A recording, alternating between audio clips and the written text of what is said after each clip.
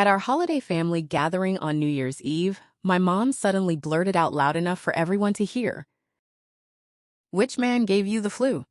I stared at her, completely confused. "What are you talking about?" My mom smirked, looking smug. "I knew you couldn't stay out of trouble." Then she looked pointedly at my husband Ryan and added, her voice dripping with implication, "You probably don't know this, but before Emma married you, she was wild. Her dad and I couldn't rein her in at all." My eyes widened. "What are you saying?" Seeing my anger, my mom seemed to get even happier. "What's wrong? Did you do it but can't own up to it now facing my mother's slander?" I clenched my fists under the table. "Since you love spreading malicious rumors about me so much, I guess I don't need to keep your secrets anymore." At the dinner table in front of everyone, my mom continued her endless stream of nonsense. "Emma, you're incredibly lucky to have found a husband like Ryan, yet you're still not satisfied going out and messing around behind his back. Do you think you're some kind of irresistible charmer?" I was so furious, my head was spinning. "What? Right do you have to say? I'm cheating? Do you have any proof?" My mom rolled her eyes, airily dismissing me. "Ryan doesn't have the flu, but you do. And you had hives recently, too. If you weren't messing around, where did these illnesses come from?" Facing the questioning gazes of my in-laws and Ryan, my dad chuckled and said to me, "All right, your mom is just joking." Don't take it seriously. My dad always felt mom had sacrificed a lot when they were building their business. So no matter how wild she got, he chose to forgive her unconditionally. And because of that endless indulgence, my mom only became more outrageous. Watching everyone's faces return to normal, she turned back to Ryan and continued, "Starting tomorrow, I'll move into your house to keep an eye on Emma so she doesn't mess around again." Ryan awkwardly waved his hand. "No, Mom. It's fine. Emma is perfectly good. She won't cause any trouble." My mom grabbed Ryan's hand, glaring. "A man shouldn't be such a doormat. If she does something to hurt you, I absolutely must discipline her. If you can't bring yourself to scold or punish her, I will. I promise I'll whip her into shape." Watching my mom's earnest declaration, I suddenly felt a twisted urge to laugh. Were these words really coming from my own mother? Other mothers wish their daughters well, even if there's conflict between a young couple. They'd side with their daughter. But my mom, she just dragged my name through the mud and then offered to discipline me on behalf of my husband. After the holiday dinner ended, my mom continued to monopolize Ryan and my in-laws, talking endlessly. But every time I confronted her, my mom showed no remorse, claiming she was just joking. And who knew people would actually believe her entire afternoon? If Ryan showed even the slightest interest, my mom would dig up even more embarrassing stories about me, some things I didn't even remember. But no matter how much I questioned or protested, my mom just kept talking. As I walked Ryan out, watching him head to the parking lot, I was even prepared for him to break up with me. But as I turned to leave, Ryan took my hand and said, "No matter what your mom says, I only believe what I see. Our wedding will proceed as planned." "Don't leave me." My eyes suddenly stung. This was the first time someone had listened to my mother's words and still chosen to believe in me. After the holiday dinner ended badly, Ryan saw I was still upset, so he suggested we go on a road trip for a few days. We chose a nearby rural town compared to the city. It had a more festive atmosphere and the food was fresh and delicious. Ryan and I had a great time there. 2 days before the end of the holiday break, I suddenly received a FaceTime call from a distant relative, Aunt Carol. "Emma, where are you now?" "I'm out of town." "Oh, so you really did run away and hide." I was full of questions. Hide from what? After my question, Aunt Carol's tone became anxious. "Emma, don't try to hide it from us anymore. If you lost your job and have no income, you can tell us. We relatives can all chip in a little, and you'll get by." "Why on earth did you take out predatory online loans?" "Now, during the holidays, you're hiding from creditors and can't even go home." Hearing Aunt Carol's words, I nearly collapsed. I tried my best to explain, even screenshotting my employee ID from my work software to prove I still had a job and absolutely had not taken out any online loans. Seeing all the evidence I presented, Aunt Carol grudgingly believed me but still urged me to call my mom right away. At that, my temper instantly flared. Sure enough, this ridiculous rumor had been spread by my mom again. Before I could even call her, my mom called me. "How can you embarrass me like that?" Telling Carol you're still working is basically telling everyone I'm talking nonsense, isn't it? I gripped the phone, a cold laugh escaping my lips. And weren't you talking nonsense? They just asked me where you were, and I didn't know, so I just said whatever came to mind. How was I supposed to know they'd actually believe it? Is this my fault? Can I control what they think?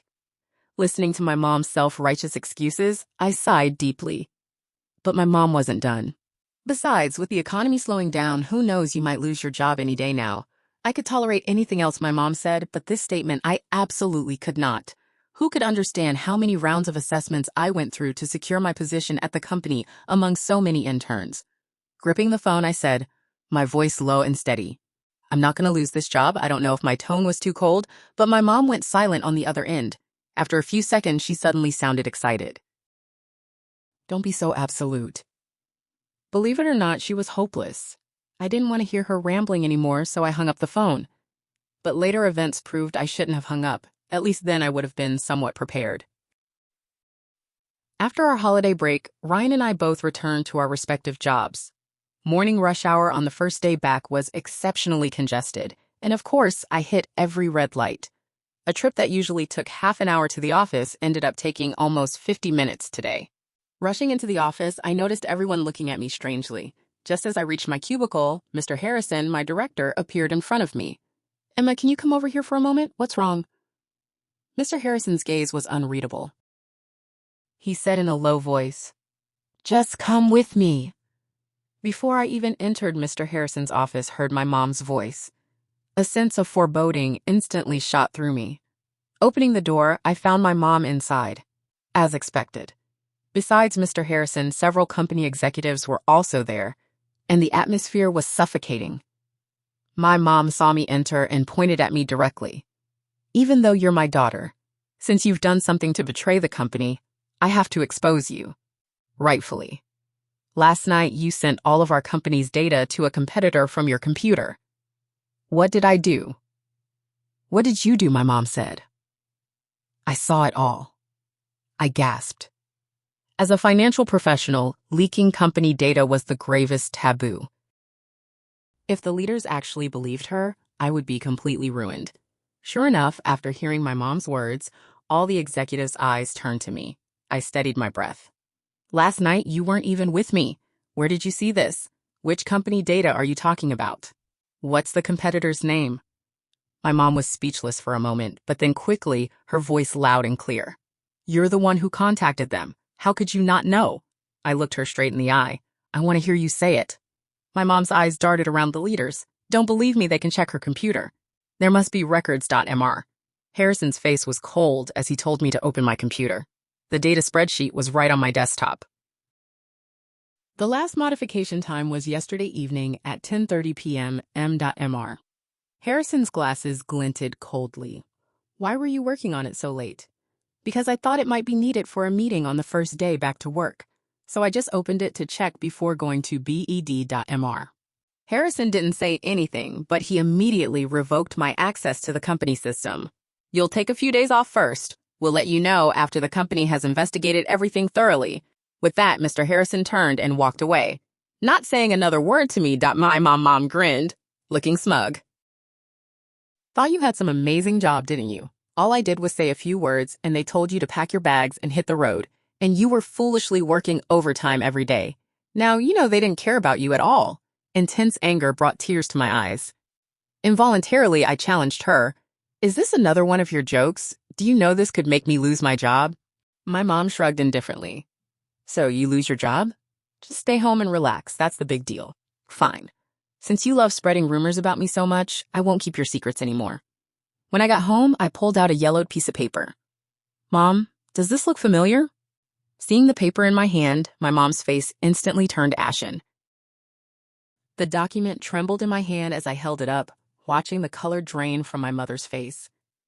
The yellowed paper caught the afternoon light filtering through the windows, making the typewritten words seem even more damning. Does this look familiar? I repeated, my voice steady despite the racing of my heart. My mom's eyes fixed on the document, and for the first time in my life, I saw genuine fear cross her features. Her mouth opened, then closed. The woman who always had something to say, who could spin any situation to her advantage, sat frozen on the couch. "Where did you get that?" she finally whispered. "That doesn't matter." I took a step closer, still holding the paper between us. "What matters is that I've had this for years. I found it when I was helping Dad organize old business files. You remember Uncle Chen, don't you? Dad's first business partner who supposedly betrayed him?" My mom's hands gripped the armrest of the sofa. "I understand perfectly." "Emma, you don't understand?" My voice cut through her excuse. "This is proof that you embezzled $200,000 from the company. You forged documents to frame Uncle Chen, and you let Dad believe his best friend stole from him. You destroyed a man's entire life to cover up your own crime." The silence that followed was deafening. I could hear the ticking of the clock on the wall, the distant hum of traffic outside. "Why are you bringing this up now?" my mom asked, her voice barely audible. I laughed, but there was no humor in it. "Because you just cost me my job, or tried to. Because you've spent years making up lies about me, humiliating me in front of everyone I care about, and I'm done protecting you." "I was just joking." "Stop!" I slammed my hand on the coffee table, making her jump. "Stop saying it's just a joke. Stop pretending you don't know exactly what you're doing. You've been projecting your own guilt onto me for years, haven't you?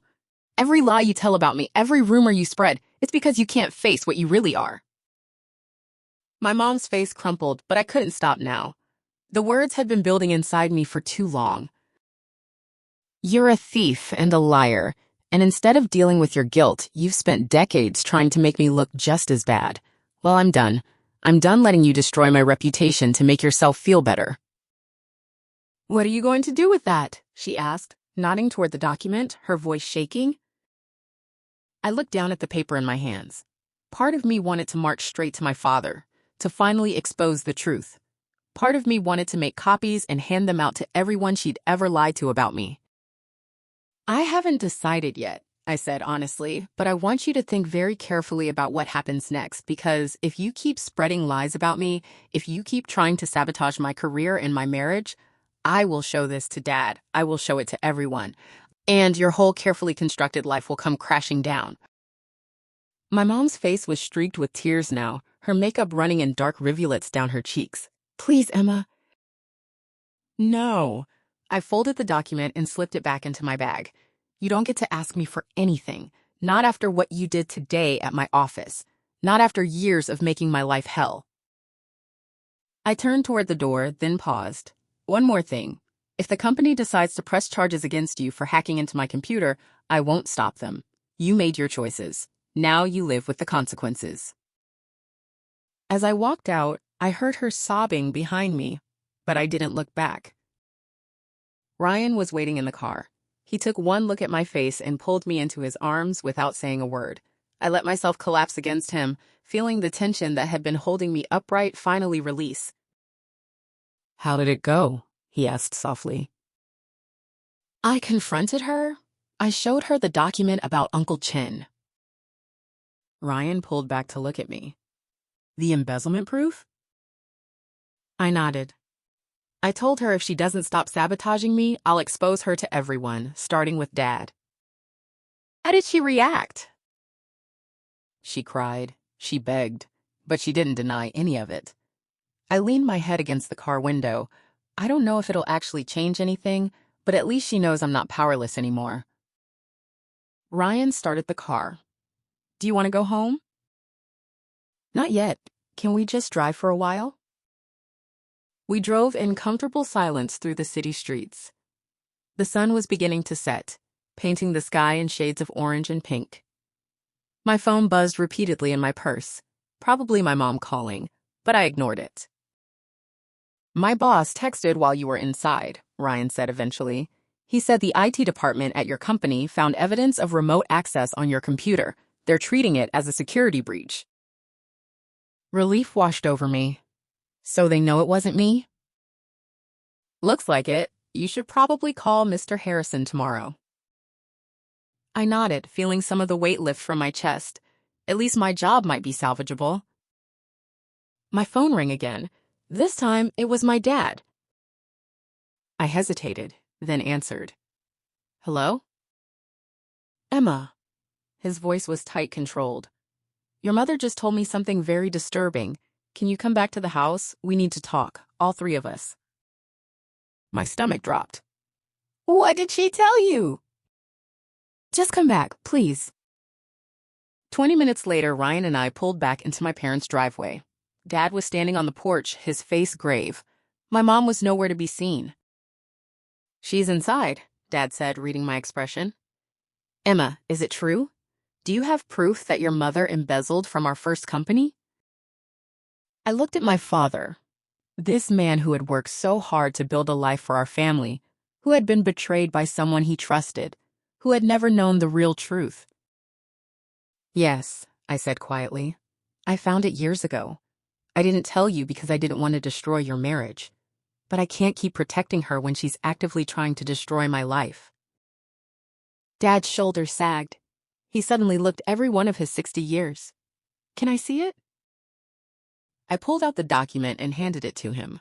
He read it slowly, carefully, his expression growing darker with each line. All these years, he whispered.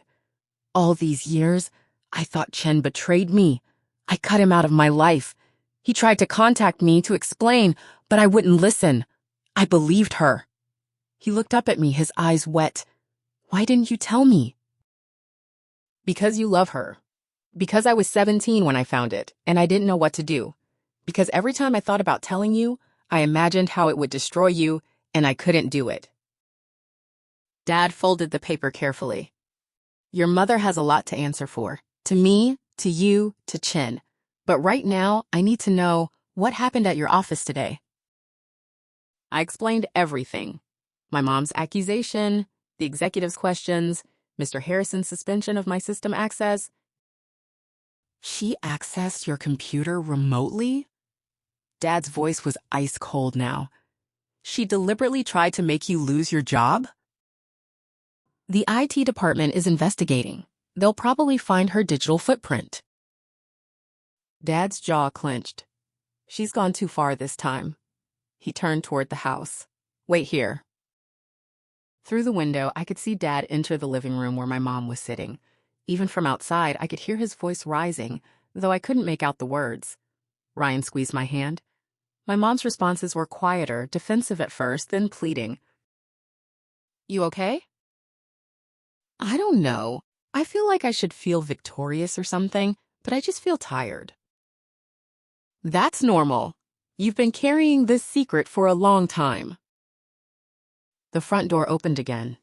Dad emerged, his face set in hard lines. Emma, your mother wants to speak to you. You don't have to if you're not ready. I looked at Ryan, who nodded encouragingly. I'll be right here. Inside, my mom looked smaller than I'd ever seen her. She was perched on the edge of the couch, tissues clutched in her hands, her eyes red and swollen. Emma, she began, her voice hoarse. I'm so sorry. For today. For everything. You were right about all of it. I crossed my arms, maintaining my distance. That's not enough, Mom. Sorry isn't enough. I know. She twisted the tissue in her hands. Your father and I have been talking. I'm going to call your company first thing tomorrow morning and confess everything. That I accessed your computer without permission. That I made false accusations. I'll take full responsibility. The company might press charges against you. I know. I deserve it. She looked up at me, and for the first time, I saw something like genuine remorse in her eyes. I've been so horrible to you, Emma, for years, and it was all because I couldn't face my own guilt. Every time I looked at you, so honest, so hardworking, so good, I saw everything I wasn't. And I hated myself for it. So I tried to tear you down to my level. That's not an excuse. No, it's not. It's an explanation, but not an excuse. There is no excuse for what I've done. She stood up, taking a tentative step toward me. I'm going to make this right. I'm going to confess to your company. I'm going to contact Uncle Chen and try to make amends if he'll even speak to me. I'm going to tell everyone I lied about you at the holiday dinner and everywhere else. Why now? I demanded. Why are you suddenly willing to do all this? Because I'm afraid of losing you forever. Because your father said if I don't fix this, he's leaving me. Because for the first time in my life, I'm facing real consequences for my actions and I can't run away from them. She wiped her eyes. And because you're my daughter and I've done nothing but hurt you and I can't live with that anymore. I wanted to believe her. Part of me desperately wanted to believe that this time would be different, that she would actually change, but I'd been disappointed too many times before. I need to see it, I said finally. I need to see you actually follow through. Words mean nothing to me anymore, Mom. Only actions. I understand, and I'll prove it to you, starting tomorrow. The next morning, I received a call from Mr. Harrison before I even had my first cup of coffee. Miss Williams, I need you to come to the office as soon as possible. We've had a development in your case. My heart pounded as Ryan drove me to the building for the second time in a week. This time, when I entered the conference room, there was an unfamiliar woman in a business suit sitting next to Mr. Harrison. Ms. Williams, this is Miss Patterson from our legal department, Mr. Harrison explained. We received a call this morning from someone claiming to be your mother. That was my mother, I confirmed. Ms. Patterson nodded. She confessed to unauthorized access of your computer and making false accusations against you. She's provided detailed information about how she gained remote access and when. She's also expressed willingness to cooperate fully with any investigation. I sat down heavily. So my mom had actually done it. Our IT department has verified her confession, Mr. Harrison continued.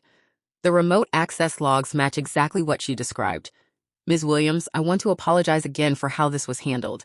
We should never have suspended your access without a thorough investigation first. What happens now? I asked. That's what we need to discuss, Ms. Patterson said. We have grounds to pursue both civil and criminal charges against your mother. However, given her cooperation and confession, we wanted to consult with you first. You're the primary victim here. I thought about it. Part of me wanted to see my mom face the full legal consequences of her actions.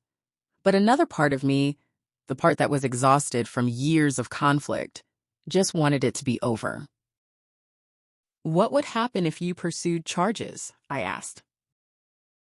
Criminally, she could face fines and potentially jail time for unauthorized computer access and attempted fraud. Civilly, the company could sue for damages, though those would likely be minimal since no actual data was compromised. I closed my eyes, thinking, I don't want to pursue this legally, but I want it documented. I want a formal record that she confessed and that I was completely cleared of any wrongdoing.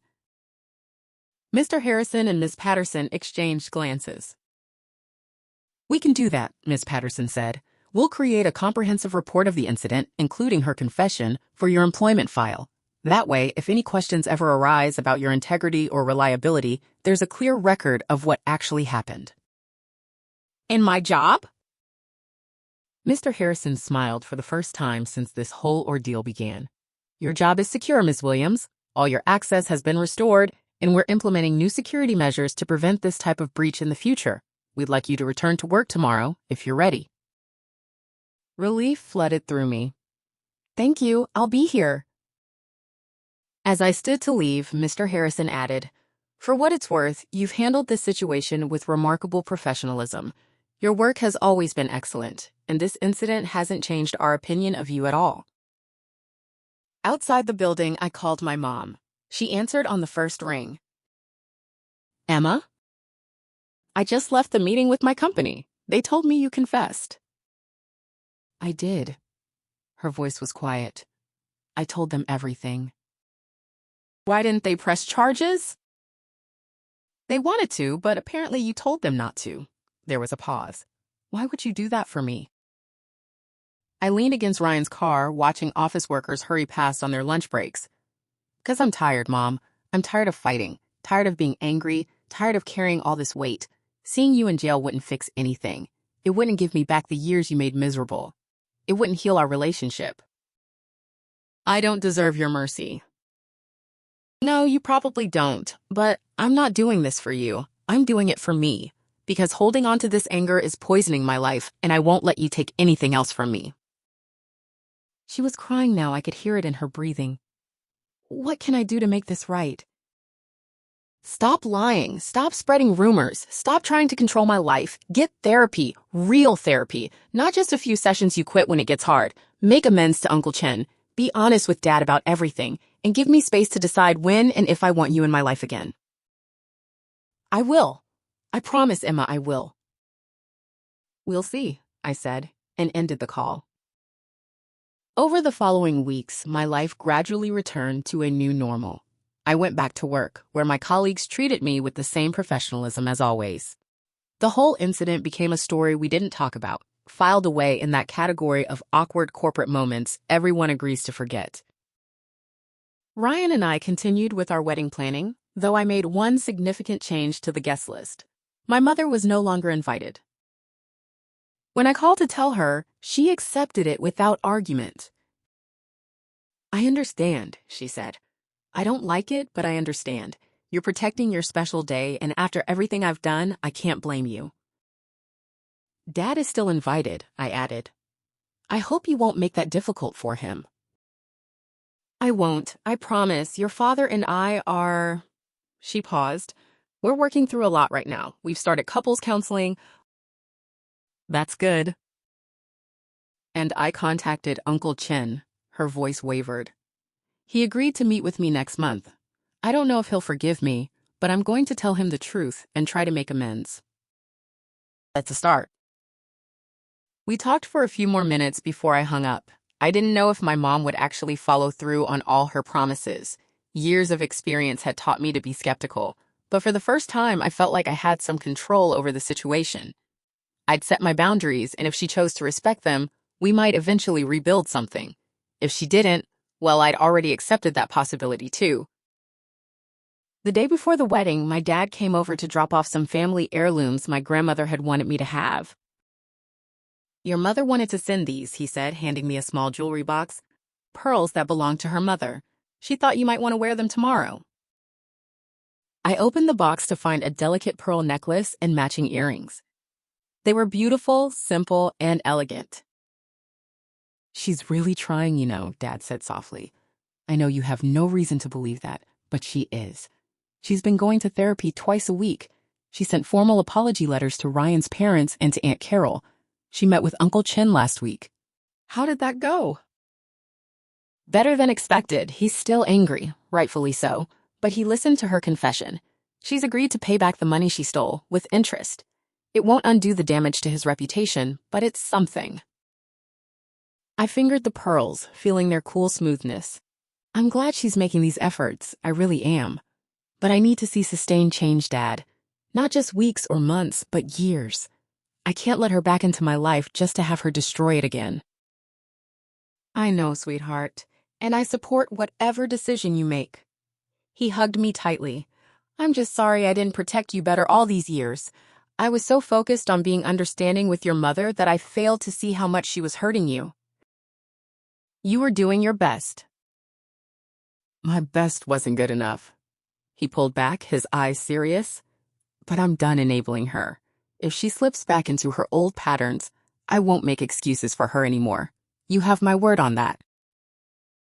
My wedding day dawned clear and bright, a perfect spring morning. As I stood in the bridal suite, looking at myself in the mirror, I felt a complicated mix of emotions. Joy at marrying Ryan. Sadness that my mother wasn't there. Relief that I didn't have to worry about what chaos she might create. Sarah, my maid of honor, helped me fasten my grandmother's pearl earrings. You look absolutely stunning, she said. Thank you. I smoothed down my dress, a simple but elegant A-line gown with delicate lace details. I'm ready. The ceremony was everything I'd hoped for. Ryan's eyes filled with tears when he saw me walking down the aisle on my father's arm. Our vows were heartfelt and honest. When the officiant pronounced us husband and wife, the applause from our friends and family felt like a blessing, a celebration not just of our love, but of all we'd overcome to get here. At the reception during the father-daughter dance, Dad whispered, "Your mother sent a message for you. She said to tell you that she's proud of you and that she loves you and that she understands why she couldn't be here. She hopes one day to earn her way back into your life." Tears pricked my eyes. Maybe someday, I whispered back. But not yet. That's fair, sweetheart. That's more than fair. As the evening progressed, filled with dancing and laughter and celebration, I found myself standing outside for a moment of quiet. The stars were brilliant overhead, and I could hear the distant sound of music and joy from inside. My phone buzzed.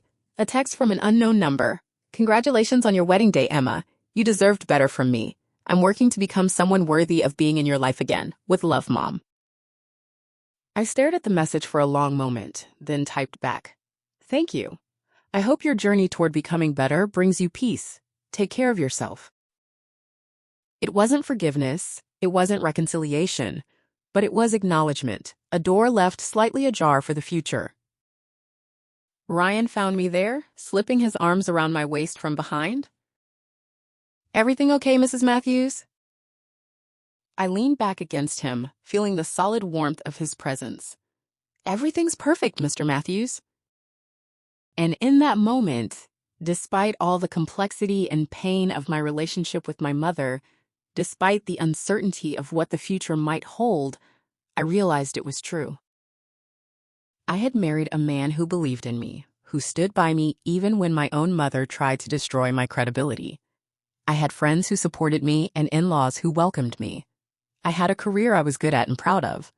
I had set boundaries and enforced them even when it was difficult. I had built a life that was mine, not shaped by someone else's dysfunction and chaos. And that was worth celebrating. As Ryan and I walked back inside to rejoin our celebration, I felt lighter than I had in years. Whatever happened with my mother, whether she truly changed or fell back into old patterns, I would be okay. I had everything I needed to build a happy, healthy life. The past couldn't be changed, but the future was wide open, full of possibility. And I was ready to embrace it.